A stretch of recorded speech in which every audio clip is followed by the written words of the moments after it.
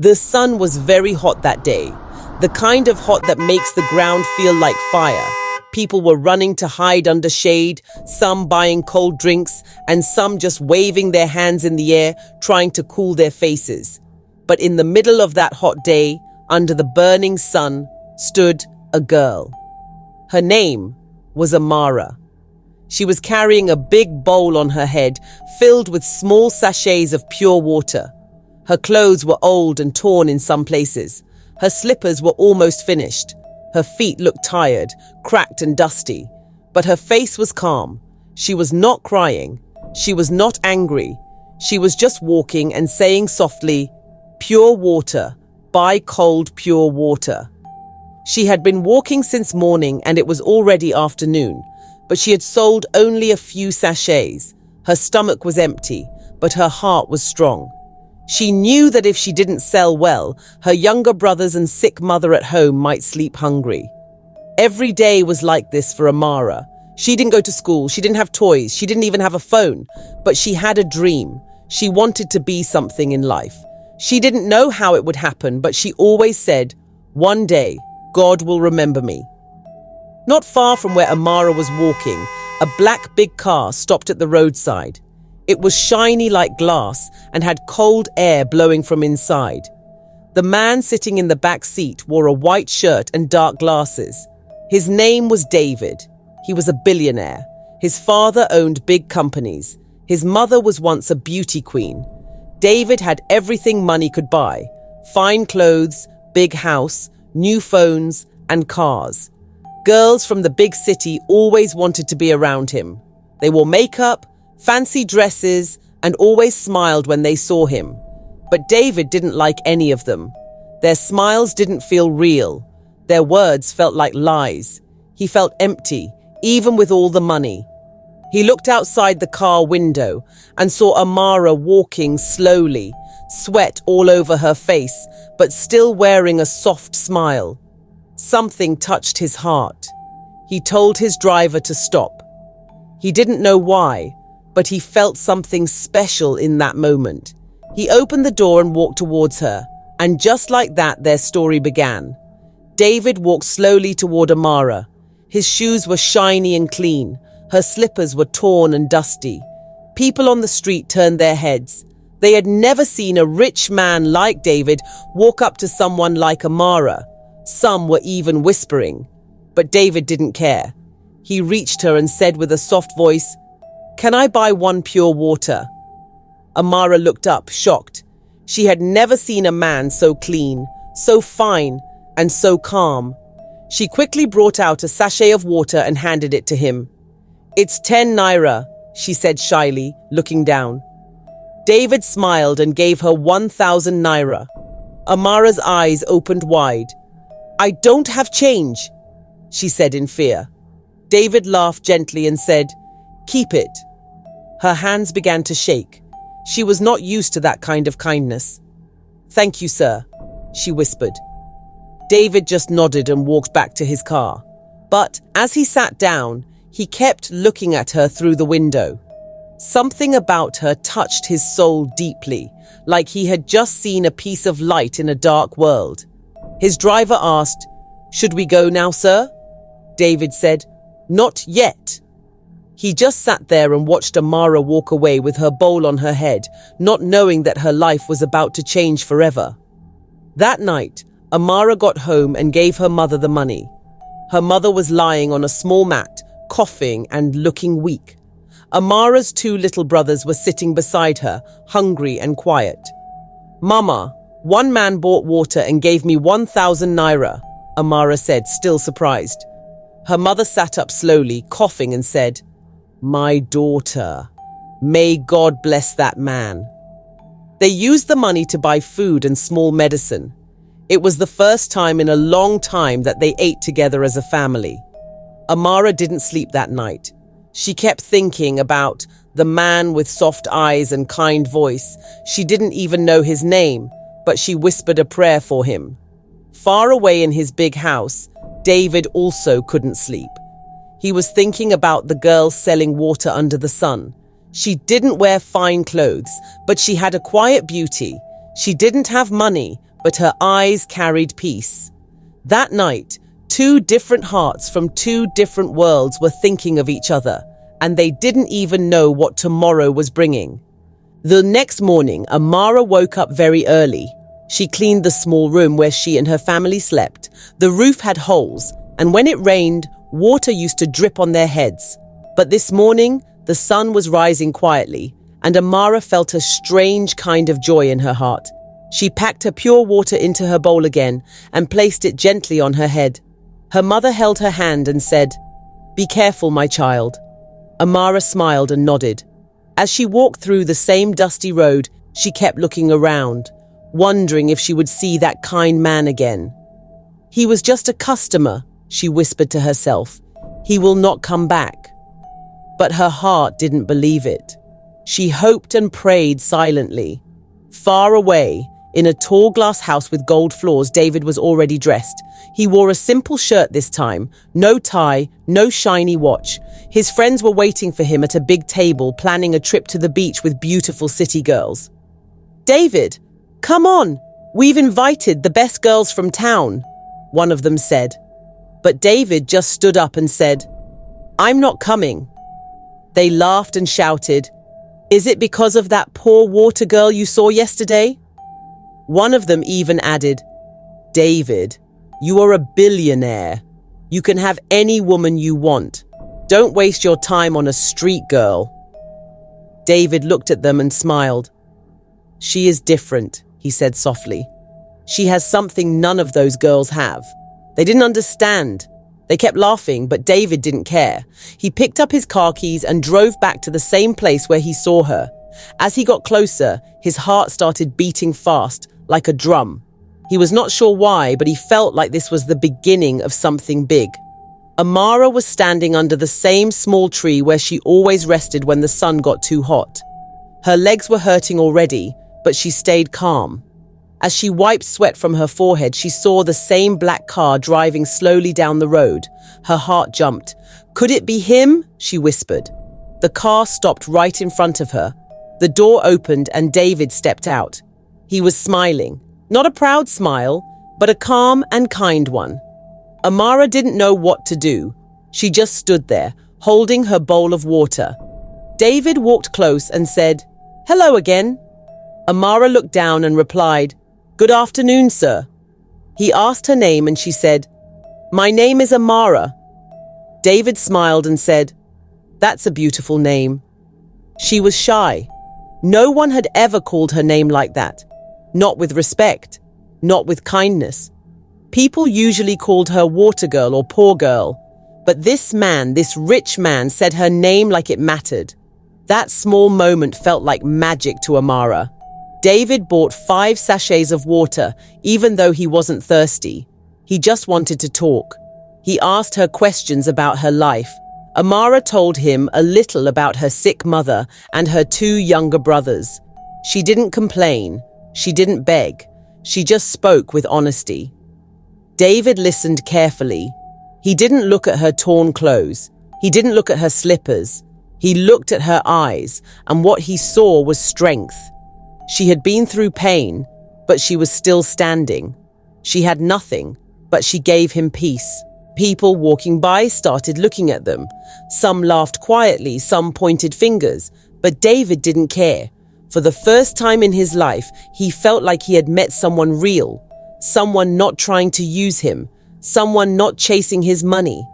As he left that day, he told her, "I'll come again tomorrow." Amara stood there, her heart full, her face bright. The sun was still hot, but inside her, something warm and beautiful had started to grow. The next day, Amara woke up with joy in her heart. She didn't know why, but she found herself smiling while sweeping the small compound. Her little brother Chika asked her, "Sister, why are you happy today?" Amara just smiled and said, "God is doing something." She carried her bowl of pure water, but this time she didn't feel the weight. It was like her body was light. Her mind kept thinking about David. She knew he was a rich man, and she was just a poor girl, but still, he treated her like a human being, like she was somebody. She walked back to the same street under the same tree, hoping to see him again. The sun was hot, the road was dusty, and the cars were loud, but all Amara could hear was the sound of her own heart beating. As she stood there waiting, two women who sold bananas nearby began to gossip. "See her," one said. "She thinks the rich man will marry her." The other one laughed and added, "That man will play with her and go. He will never carry her to his house." Amara heard them. Their words cut her like a knife, but she didn't cry. She just held her bowl tighter and faced the road. Soon, the black car came again. Her heart jumped. David stepped out smiling. He waved at her, but this time he also brought food, 2 packs of rice and a bottle of juice. "This is for your family," he said. Amara's eyes filled with water, not because of hunger, but because someone cared. Real care, not pity, not shame, just care. As David sat beside her, talking and laughing like they were friends, the same women who gossiped went quiet. Their mouths were shut. For the first time in Amara's life, someone stood by her in public, and the world had no choice but to watch. After that day, something changed on the street. People who used to ignore Amara began to greet her. Some even tried to smile at her. The banana sellers, who once mocked her, now asked, "Has your friend come today?" Amara didn't answer them. She just smiled and walked past. But deep inside, her heart was full. For the first time in her life, people saw her, not just as a poor girl selling pure water, but as a person with a name, a voice, and a story. Every morning, she now cleaned her clothes well and made sure her hair was neat. She didn't do it for pride. She did it because someone believed in her. David kept coming every day. Sometimes he would sit with her under the tree and listen to her stories. Sometimes he would bring food for her family or help carry her bowl for a few minutes. People passing by would stop and stare. Some took pictures. Some shook their heads in shock. But David didn't stop. He smiled through it all. One afternoon, David's mother called him. Her voice was sharp and angry. "David, what is this I'm hearing? That you are spending time with a girl from the street? A pure water girl?" David said nothing at first. Then he replied, "Yes, Mama. Her name is Amara." His mother screamed, "David, you are a billionaire's son. You can marry a doctor, a lawyer, a beauty queen. Why waste time with a poor girl with no background?" David stayed calm and said, "Because she has a heart bigger than all of them."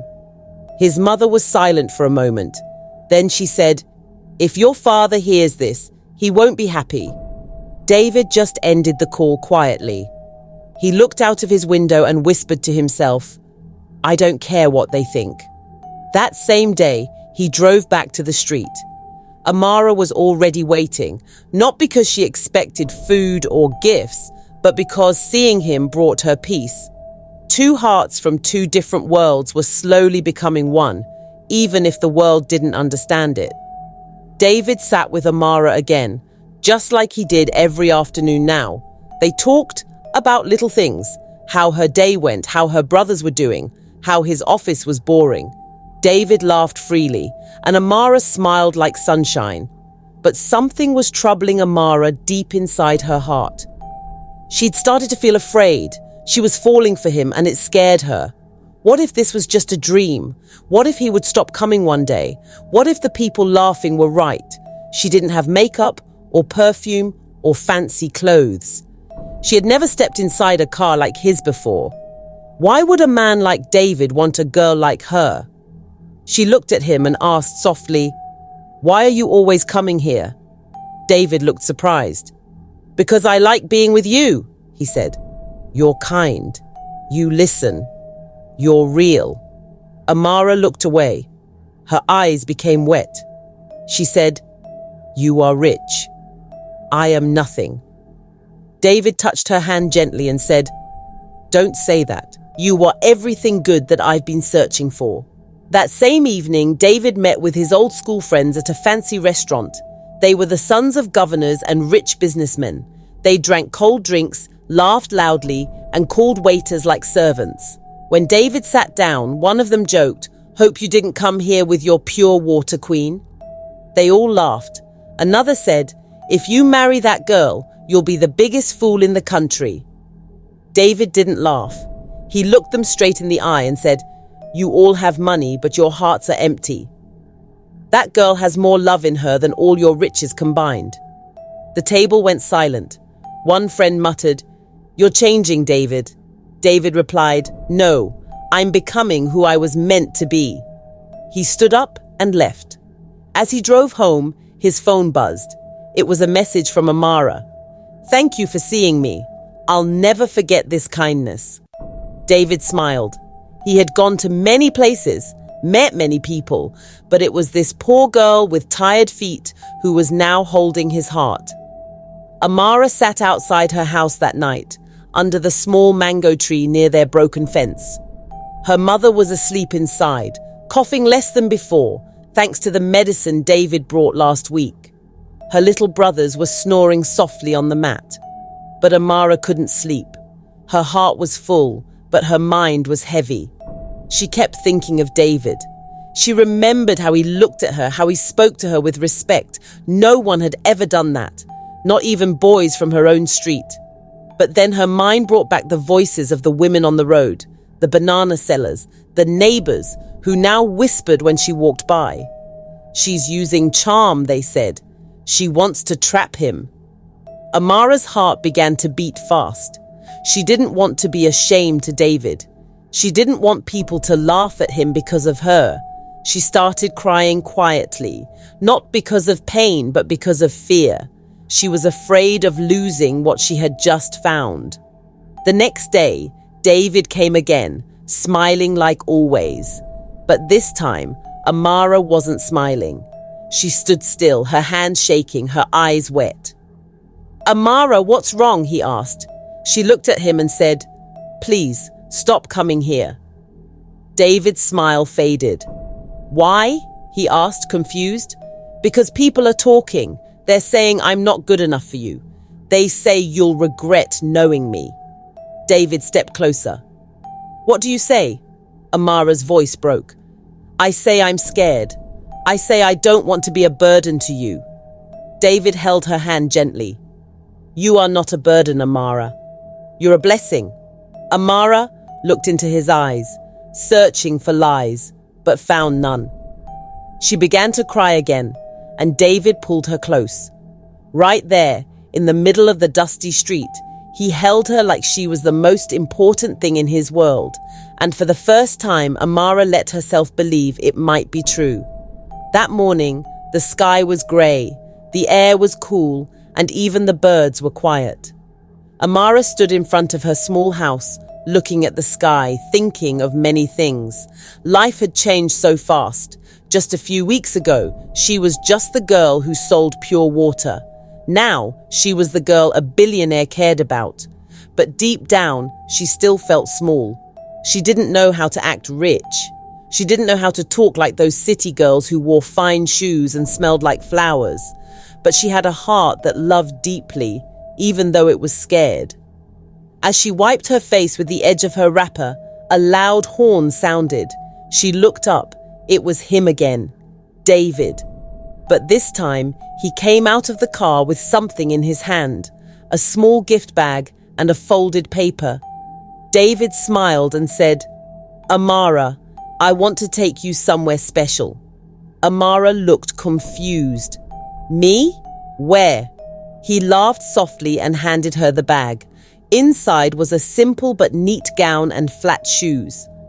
"You don't have to wear it if you don't want to. I just want you to feel comfortable." Amara held the dress like it was gold. "Are you sure?" she asked. David nodded. "Let me show you my world. I want to walk with you, not behind you, not in secret." Her heart was beating fast. She went inside, changed, and came out slowly. David's eyes widened. "You look beautiful," he said. Amara smiled, shy but happy. They got into the car. People on the street watched with wide eyes. Some whispered, some smiled, some were jealous. But Amara didn't care anymore. David had taken her hand. He was not ashamed. He was not hiding. He drove her to a quiet garden full of flowers, and they sat under a tree, laughing, talking, like two people who had known each other for a lifetime. That day, Amara began to believe she was truly worth loving. The next day, David surprised Amara. He knelt under the same tree they always met. He brought out a small ring. It was simple, not the most expensive, but full of meaning. "Will you marry me?" he asked. Amara froze. Tears filled her eyes. "Me? A water seller?" David smiled. "You, Amara, the girl with the kindest heart." Amara said yes, crying. People clapped, some laughed, but their love grew stronger. News spread fast. Bloggers wrote about it. "Billionaire to marry street girl." Many insulted David. Some praised him, but David didn't care. He was happy, truly happy. Amara was scared, but David promised to stand by her always. Amara starts learning how to read and speak better. David gets her a teacher. David's father returns from abroad, angry at the news. He tells David to choose the family business or Amara. David chooses Amara and walks away from all the riches. Amara, seeing this, runs to his office crying, "Don't leave your father's blessing because of me." But David says, "I'd rather lose the world than lose you." Amara faints from stress and hunger one day. Doctors say she has a weak heart from childhood hunger. David pays for treatment. She recovers slowly. The love between them becomes even deeper and more real. People who once mocked them start to respect them. David's father visits Amara secretly to see who made his son give up everything. After talking to her, he cries and hugs her. "Now I see why he chose you." The day of the wedding came. Amara wore a simple white gown. David wore a native outfit. They didn't do it in a big hall, but in a small church near the same street where they met. Everyone was there. Amara's neighbors, the banana sellers, the Okada men. Even David's parents came with smiles on their faces.